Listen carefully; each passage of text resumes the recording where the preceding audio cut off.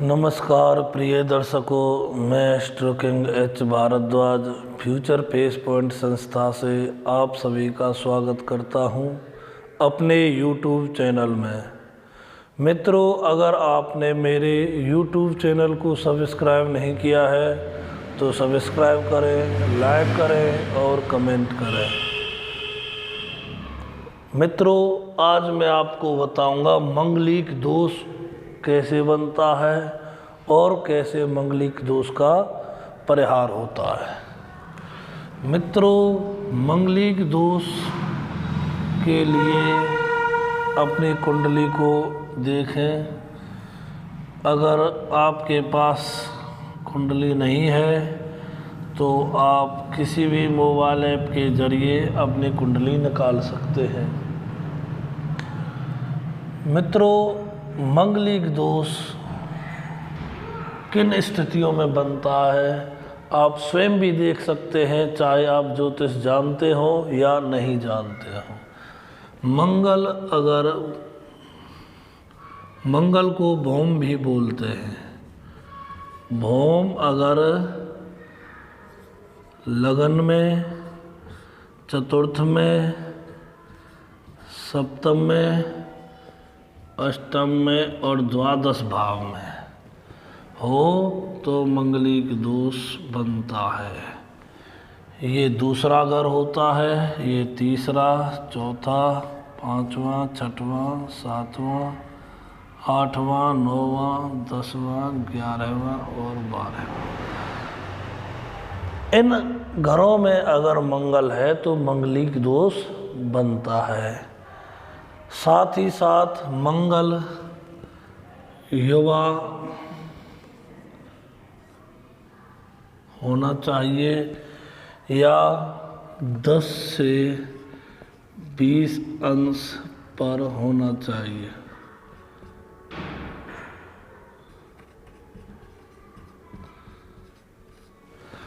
मित्रों, मंगलिक दोष इन भावों में भी अगर लगन में मेष राशि हो तब भी मंगलिक दोष खत्म हो जाता है। अगर चतुर्थ भाव में वृश्चिक राशि हो तब भी मंगलिक दोष समाप्त हो जाता है। अगर सप्तम भाव में मकर राशि हो, मीन राशि हो तब भी मंगलिक दोष समाप्त होता है। अष्टम भाव में कर्क राशि हो और कुंभ राशि हो तब भी मंगलिक दोष समाप्त होता है।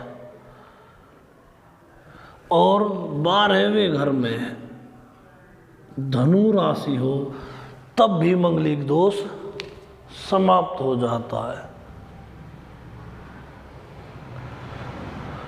मंगलिक दोष अगर ये राशि भी नहीं है, मान लीजिए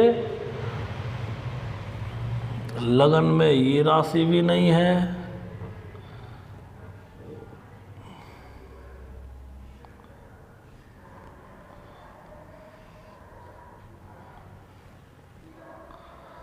फिर भी मंगलिक दोष हट जाता है।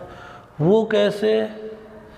मान लीजिए मंगल लगन में है तो गुरु पंचम में हो, सप्तम में हो और नवम में हो। गुरु की दृष्टि मंगल पर पड़ेगी तब भी मंगलिक दोष समाप्त हो जाता है। गुरु की दृष्टि बता देता हूँ आपको कौन कौन सी हैं। गुरु की दृष्टि है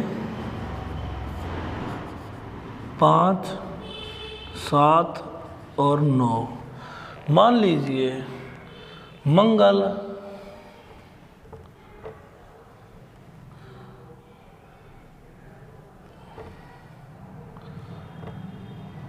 सप्तम भाव में है। सप्तम भाव में अगर मंगल है और गुरु साथ में है तब भी मंगलिक दोष भंग होता है। 3 में है तब भी मंगलिक दोष भंग होता है, लगन में है तब भी मंगलिक दोष भंग होता है, और लाभ भाव में है तब भी मंगलिक दोष खत्म होता है। गुरु की युक्ति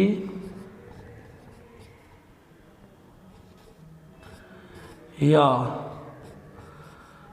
दृष्टि मंगलिक दोष को समाप्त करती है, और मंगल बाल अवस्था का हो या वृद्ध अवस्था का हो या मृत अवस्था का हो, तब भी मंगलिक दोष समाप्त हो जाता है, क्योंकि मंगल निष्प्रभावी होता है। मंगल कमजोर होगा तो कुछ भी नुकसान नहीं करेगा। मंगलिक दोष होने का एक और कारण बताता हूँ आपको।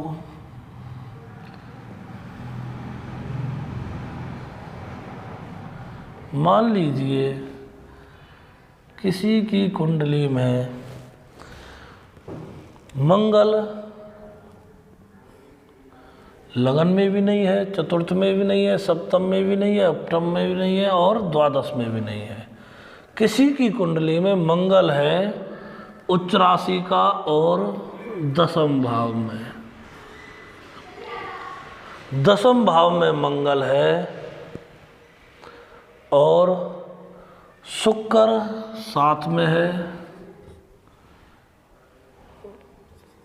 सप्तम में है, चतुर्थ में है, तीसरे में शुक्र है और लाभ में। ऐसी स्थिति में मंगलिक दोष बन जाएगा। लगन या शुक्र से 1, 4, 7, 8, 12 में हो तो मंगलिक बनता है।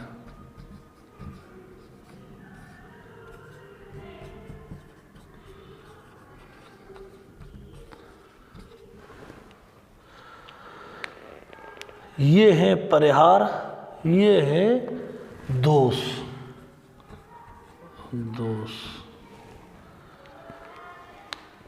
अगर शुक्र से मंगल लगन की तरह है, 1 में हो, 4 में हो, 7 में हो, 8 में हो या 12 में हो, तब भी मंगलिक दोष भंग होता है। अब मित्रों, एक ये नहीं है कि मंगलिक दोष मान लीजिए है, ये शुक्र रहा, या मान लीजिए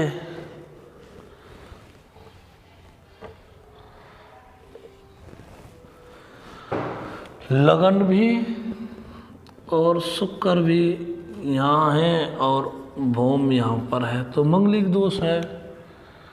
तो मंगलिक दोष कब समाप्त होगा? मंगल, आपने पहले भी सुना होगा, हमारे बुजुर्ग लोग कहते कि मंगल का दोष 27.5 साल में समाप्त हो जाता है। वो क्यों होता है?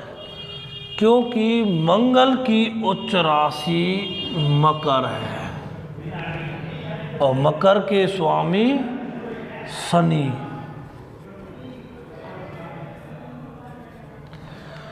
शनि मान लीजिए कुंडली में यहाँ पर बैठा है।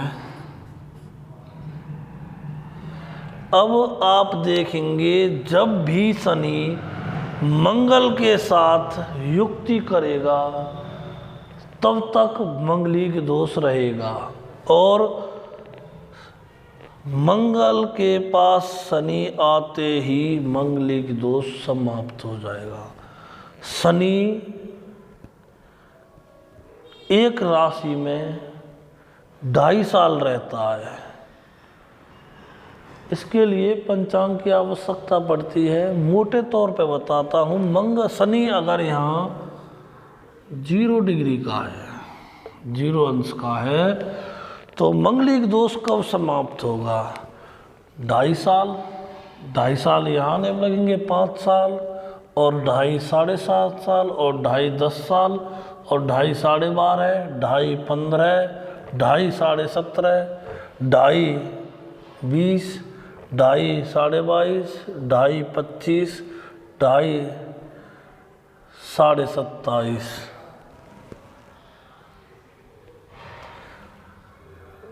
तो 27.5 साल के बाद मंगल के पास युक्ति करेगा शनि। युक्ति करते ही मंगलिक दोष समाप्त। मान लीजिए अगर शनि आपकी जन्म कुंडली में यहाँ पर स्थित है, तो शनि को मंगल के पास जाने में कितना समय लगेगा? मान लीजिए शनि 0 डिग्री का है, तो 5 साल, 2.5 साल इसी में रहेगा, 2.5 साल इसमें आ जाएगा, 5 साल। 5 साल के बाद समाप्त हो जाएगा मंगलिक दोष। अगर शनि यहाँ पर 29 डिग्री का है, तो 2.5 साल बाद ही मंगलिक दोष समाप्त हो जाएगा। शनि मंगल की उच्च राशि का स्वामी है। मंगल एक सेनापति है और शनि उसकी प्रजा है, सैनिक है। शनि सैनिक है और शनि मंगल सेनापति। अगर किसी सेनापति के साथ सैनिक खड़ी हो तो वह मजबूत होता है। ऐसे ही शनि अगर मंगल के साथ पहुंचता है तो मंगलिक दोष को समाप्त कर देता है। अगर गुरु का दृष्टि संबंध कैसे भी बने, चाहे गुरु कितना भी कमजोर क्यों ना हो, वह मंगल को नियंत्रण में करके रखता है। जैसे किसी का पिता हो, गुरु हो, उसके सामने बच्चा ऊधम नहीं कर पाता है, उत्पात नहीं मचाता है, तांडव नहीं मचाता है, चाहे वो कितना भी बुजुर्ग हो। ऐसा नहीं है कि पिता को अपने पुत्र के दुष्कर्मों को रोकने के लिए ताकत की आवश्यकता हो, नहीं। चाहे कितना भी बुजुर्ग हो, संतान उससे डरेगी, गलत कार्य नहीं करेगी। उसी प्रकार बृहस्पति चाहे कितना भी कमजोर हो, मंगल के साथ युक्ति या दृष्टि रखेगा, तब मंगलिक दोष समाप्त हो जाएगा। और मंगल को कोई भी ग्रह परिहार नहीं कर रहे हैं, फिर भी मंगल अगर बाल अवस्था, वृद्ध अवस्था और मृत अवस्था का है तो भी मंगलिक दोष नहीं लगेगा। मंगलिक दोष कब लगेगा? जब मंगल युवावस्था का हो, 10 से 20 अंश के मध्य हो, लगन से या शुक्र से 1 4 7 8 12वें भाव में हो, और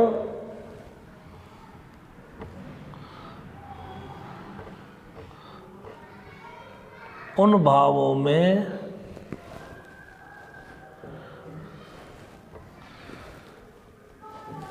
पहले में 1 राशि हो, दूसरे में 8वीं राशि हो,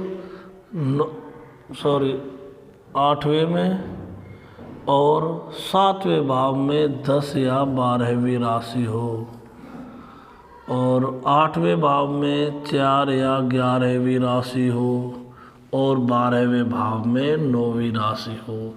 तब मंगलिक दोष स्वतः ही समाप्त हो जाता है। अगर ये राशि नहीं है और इन भावों में हो जिनमें मैंने राशि लिखी है तो मंगलिक दोष अवश्य ही बनता है। विशेष पॉइंट और बताता हूँ कि मंगलिक दोष क्या जरूरी है कि मंगलिक दोष के के जातक की शादी मंगलिक दोष वाले के साथ हो? नहीं। मान लीजिए मंगल यहाँ पर है तो मंगल के सामने कोई भी क्रूर ग्रह हो तब भी मंगलिक की शांति होती है, मंगलिक अपना प्रभाव छोड़ देता है और दोनों क्रूर ग्रह होने के कारण एक दूसरे की क्रूरता को समाप्त कर देते हैं। मित्रों, अगर विवाह के लिए आप कुंडली विश्लेषण कराना चाहते हैं तो मुझसे आप संपर्क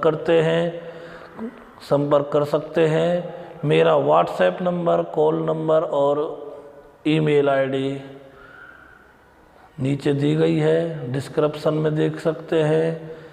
आप मुझसे विवाह संबंधी और मंगलिक दोष संबंधी विचार भी मिला सकते हैं। मंगलिक दोष आजकल बहुत बड़ा दोष बना हुआ है और बहुत ही छोटे रूप में इसकी शांति की जाती है। ऐसा कुछ नहीं है। 100 मंगलिक दोषों में से रियल तो 2 ही मंगलिक दोष निकलते हैं। आप मंगलिक दोष के अच्छी जानकारी के लिए किसी अच्छे ही ज्योतिषी से संपर्क करें या अपने नज़दीकी ज्योतिषी से कुंडली मिलवान कराएं। उसके बाद ही विवाह का विचार बनाएं, क्योंकि जिंदगी का सबसे महत्वपूर्ण और बड़ा कार्य विवाह का होता है। अगर जिंदगी में गलत आदमी से विवाह हो जाए या कुंडली मैच नहीं होने पर विवाह करा दिया जाता है तो पूरा जीवन ही खराब हो जाता है। तो इसलिए जीवन का सबसे बड़ा कार्य विवाह का होता है। उसे ऐसे ही नहीं करें, किसी अच्छे ज्योतिष आचार्य से कुंडली मिलान करने के उपरांत ही विवाह कराएं। आज के लिए इतना ही। धन्यवाद।